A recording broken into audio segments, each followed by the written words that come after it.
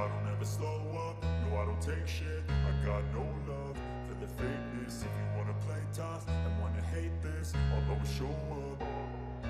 I don't ever slow up, no I don't take shit. I got no love for the fakeness. If you wanna play tough and wanna hate this, I'll always show up and make a statement. I don't ever slow up, no I don't take shit. I got no love for the fakeness. If you wanna play tough and wanna hate this, I'll always show up and make a statement. Everything.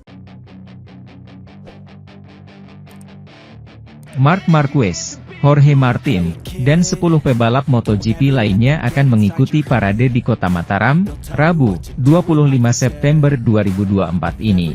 Parade yang dihadiri para pebalap MotoGP itu dilakukan untuk menyambut balapan seri sirkuit Pertamina Mandalika, Lombok, 27 hingga 29 September 2024. Menurut unggahan Mandalika Grand Prix Association, MGA, di Instagram, Selasa, 24 September 2024 parade pembalap dimulai di Taman Sangkareang, Taman Udayana, Mataram pukul 16 WITA. Setda Kota Mataram, lalu Martawang, menyebut telah mempersiapkan acara parade dengan matang. Panitia telah mengundang sejumlah penggemar motor di Kota Mataram untuk memeriahkan parade. Para pembalap akan diiringi atau dikawal oleh sejumlah penggemar motor yang ada di Mataram. Mari kita meriahkan dan buktikan kami adalah tuan rumah terbaik yang bisa menyapa tamu-tamu, kata lalu Martawang, Selasa, 24 September 2024. Kami juga sudah menyiapkan 7.000 bendera serta balon tepuk untuk anak-anak sekolah yang akan menyemarakan parade, ujarnya. Marc Marquez yang absen mengikuti parade musim lalu, akan ambil bagian tahun ini setelah acara tersebut ditiadakan pada 2023. Marquez, yang sedang dalam performa positif dalam 3 seri terakhir MotoGP, mengincar hasil terbaik di Mandalika agar bisa bersaing dalam perburuan gelar. Peluang The Baby Alien untuk menjadi juara dunia masih terbuka meski tidak mudah. Ia bersaing dengan 2 pembalap yang lebih muda, Jorge Martin, Pramac Racing, dan Francesco Bagnaia, Ducati Lenovo. MotoGP Mandalika telah berlangsung 2 kali dalam rangkaian MotoGP dengan 2 pemenang yang berbeda. Pada musim 2022 Miguel Oliveira meraih kemenangan, sedangkan pada musim 2023, Francesco Bagnaia keluar sebagai pemenang.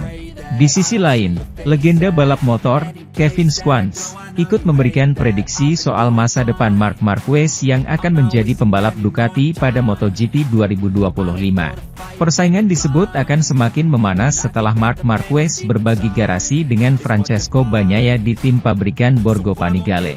Bagnaia akan mendapatkan tantangan yang lebih sulit saat Marquez berada di sisinya. Sementara itu, pemimpin kejuaraan saat MotoGP tiba di Asia, Jorge Martin menunjukkan kekuatannya dan ingin berkonsentrasi pada balapannya, menyembunyikan tekanan dari duelnya melawan Pecco Bagnaia. Jorge Martin mungkin telah meninggalkan Misano dengan hari-hari buruk, kesal dengan menyalip Enea Bastianini yang berotot yang membuatnya kehilangan kemenangan. Dia juga tahu bahwa dia memiliki kinerja yang sangat baik di kejuaraan selama pembuatan ulang Grand Prix yang disengketakan di Pantai Adriatik. Keinginan Pecco Bagnaia untuk menang terlihat jelas di awal akhir pekan. Pembalap Italia itu ingin menghilangkan penghinaan yang dideritanya selama Grand Prix pertama, dan juga merayakan Grand Prix ke-100 yang mengamankan kemenangan ke-100 Ducati. Kecelakaannya akhirnya membawa perubahan baru dalam perburuan gelar. Pada hari Sabtu, Martin melihat rivalnya semakin dekat di klasifikasi umum, menunjukkan bahwa posisi terdepannya tidak akan bertahan pada hari berikutnya.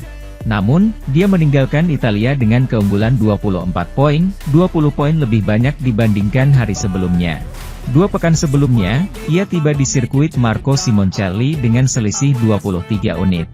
Jadi, tentu saja, dia belum memenangkan balapan apapun selain sprint selama 9 Grand Prix, tapi dia tahu secara rasional bahwa rekornya tetap bagus setelah Misano. Hal baiknya adalah saya sedikit lebih dewasa di atas motor selama 2 balapan terakhir, analisanya di penghujung akhir pekan. Ketika ditanya tentang kejuaraan ini yang tidak ada hubungannya dengan yoyo di antara kesalahannya dan orang-orang Bagnaia. Di awal musim, saya merasa punya masalah yang tidak saya sadari dan terjatuh, seperti di Sachsenring dan Jerez. Tapi sekarang saya pikir kami sudah menemukan solusinya. Akhir pekan lalu, saya membuat pilihan yang salah. Dan saya kehilangan poin dengan kembali ke pit untuk mengganti sepeda. Marc Marquez tahu bahwa reputasinya sebagai pembalap agresif mendahuluinya, dan terlebih lagi di Italia. Itulah sebabnya pada hari Minggu, ketika dia menyelesaikan balapan setelah kejutan Bastianini terhadap Martin, dia teringat masa lalu. Marc Marquez tidak senang setelah balapan hari Minggu di Misano, dia meraih podium. Tetapi pada jarak yang sangat jauh dari yang pertama dan juga memanfaatkan jatuhnya Pedro Acosta dan Pecco Bagnaia. Namun, selama konferensi pers resmi setelah podium, dia perlahan-lahan menjadi bersemangat. Pertama melalui pukulan antara Jorge Martin dan Enea Bastianini, kemudian bercanda dengan orang Italia, yang kepadanya dia memberikan beberapa kelas bahasa Inggris dengan cepat. Dan terakhir adu banteng dengan beberapa jurnalis lokal yang kemejanya terlihat dari sini hingga Spanyol, candanya. Pada akhirnya, antara satu dan lain hal, Gresini akhirnya bersenang-senang. Ya, kali ini ya. Tapi karena di masa lalu saya menemukan diri saya dalam situasi ini, dan itu mengingatkan saya pada masa lalu saya, kata Marc yang, selama karirnya, lebih sering menemukan dirinya dalam situasi Bastianini dibandingkan Martin. Iya, jawabnya datar. Sebuah metode yang sudah dia gunakan ketika mereka bertanya apakah dia menjual lebih banyak daripada pria asal Madrid itu, ketika dia menjadi pilihan Ducati. Kemudian dia menjawab dengan singkat, ya. Di sana mereka memintanya menjelaskan pandangannya tentang manuver Bastianini yang menyalip Martin hingga batasnya pada lap terakhir balapan. Dalam olahraga sepeda motor, dan terutama di MotoGP saat ini, jika Anda harus menyalip, Anda harus melakukannya dengan cara itu. Yang terpenting, waktu putarannya sangat mirip. Kadang-kadang, saya selalu mengatakannya, kesenjangannya bukan di sana, tapi itu diyakini. Bastianini telah melakukan itu dan dia melakukannya dengan sangat baik, jelasnya sebelum kualifikasi. Sejauh ini, kedua roda, pebalap Italia, sudah menyentuh warna biru. Jika tidak keluar lintasan, tidak akan terjadi apa-apa.